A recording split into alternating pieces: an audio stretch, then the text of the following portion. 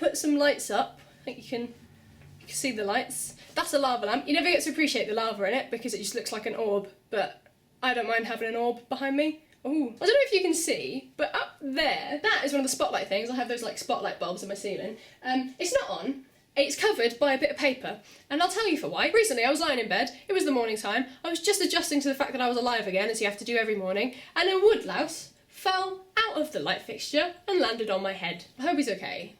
I mean, at least I didn't land on his head. In mundane and irrelevant news, we got new pound coins in the UK. The Royal Mint could sense the imminent demise of the UK, looked at its shitty and transferable currency and the horrible exchange rates all across the world and thought, well, we could always try making it prettier. Not wrong. Or maybe that was the point. Maybe they're just trying to distract us. Oh, fair play, little boys, don't worry about it. At the end of the day, if you look at it from far away, it kind of looks like a euro anyway, doesn't it?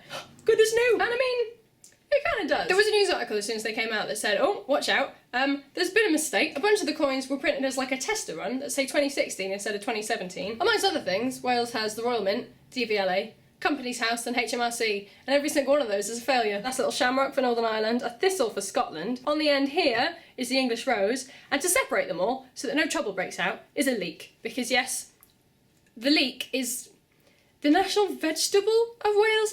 I don't know. We grow up being told that leeks are important. We grow up drawing them.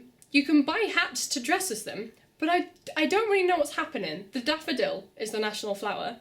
The daffodil is not on there. Long live our national vegetable. If you're British, I hope you're very excited for our general election that has suddenly been thrust upon us. I'm very confused by it all. Don't really know what's going on. But everything's been really confusing for the past year, isn't it? Who needs the European Union? Me. I need the European Union. And so do you. Oh, I'll tell you what happened. It was Easter, wasn't it? Related to that, something I didn't mention, a while ago, back in the horrors of Storm Doris, fabulous name, I was innocently going about my business at about 9 o'clock in the morning, and suddenly I heard this massive bang on the roof. And for some reason, the first thing that went through my head was I assumed someone had fallen. Where from? I don't know. The sky? Apparently I'm really overestimating Doris's strength here. But you never really know what's going on in this house. So I ran upstairs to see if anyone else had heard it, and then I went to Katie Beach's room, which is the room that leads onto this roof. Katie Beach said she had heard it, but she was just too sleepy and couldn't be bothered to check. So I opened the window, looked out, and I couldn't see anything, which was more confusing if anything. But I looked to the side, and right there, in the middle of the road, with his little leggies standing up in the air like a very stressed out woodlouse, is a massive gazebo. It's 9:20 in the morning and I just heard a massive bang. This flew over our house, took a phone line with it, out of a neighbour's garden. Doris. 180 miles an hour. Can you imagine how big it was? Why is this? There they go. Heroes of the gazebo. Oh my god. Tell you what, I'm gonna grab the sail. It's just the biggest thing. That's the garden that this flew out of. It lifted itself up here.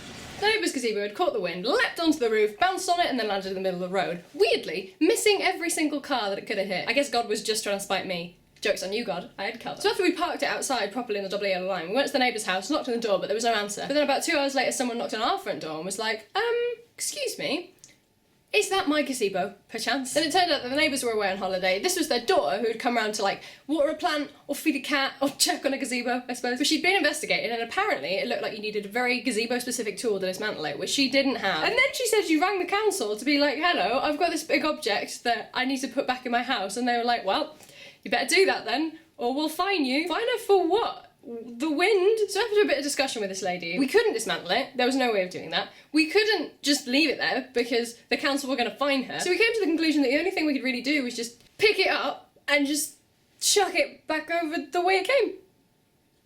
Just so we did.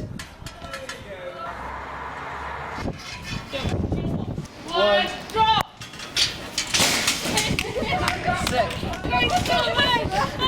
And because we're all a house of massive losers who document and film every single thing that we do, we just put that on our dump channel, Stuff We Done, which is something that we've had for a good few years. And then somehow it not only ended up on Reddit, which gave us the biggest bombardment of weird comments we could ever have imagined, but it also found its way into a couple of news articles. You know how these things happen. One of the things that retweeted it was I Loves the Diff, which is a Cardiffer on Twitter that everybody knows. And because of that, the neighbours ended up seeing it. Sorry guys, hope that was alright. But fast forward to a couple of weeks later, and our lovely new gazebo friend ended up returning to our front door with a bunch of Easter eggs. What a successful story. And my conclusion is that I guess 2 years is the official amount of time it takes British neighbours to upgrade from the occasional eye contact nod at each other to actual human interaction. And I, for one, am very proud of all of us. I've sensed the question that's looming in your head. Kim, have you got any more free stuff from the bar recently? Yes, I have. Thanks for asking. Finally getting the Malibu Coconut Cup was one of the greatest achievements of my young life. The addition of the hurricane glasses was another fabulous instalment. And when isn't it a good idea to bring home a bunch of Jack Daniels glasses you don't need?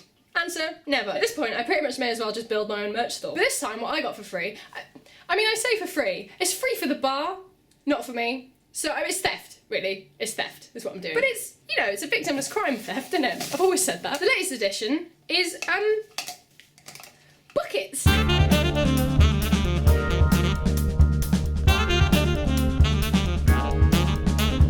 Why?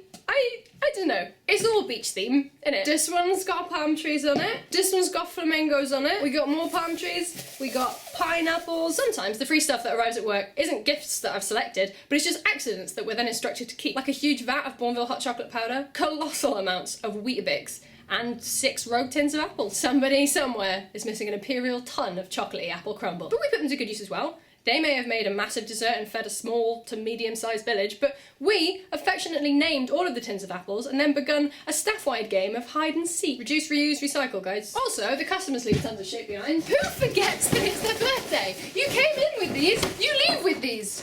Wendy? It actually started off as an N.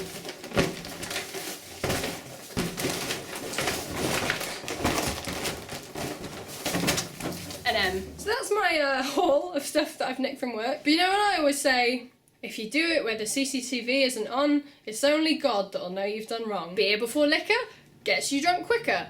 But if they're stolen, at least it's been free. I'm good at this. Blood is thicker than water, but it still fits through a sieve. One thing, so the other day, this bulb blew, and when it did that, it tripped the fuse, and something I've never mentioned is the location of our fuse box. Al, should we go show him where the fuse box is? Yes. What's that? Is that a hole in the floor? No. It's a trapdoor. And, oh, what the fuck is all of this? And you come here, and you flick the fuse back. How am I in my home? Hey guys.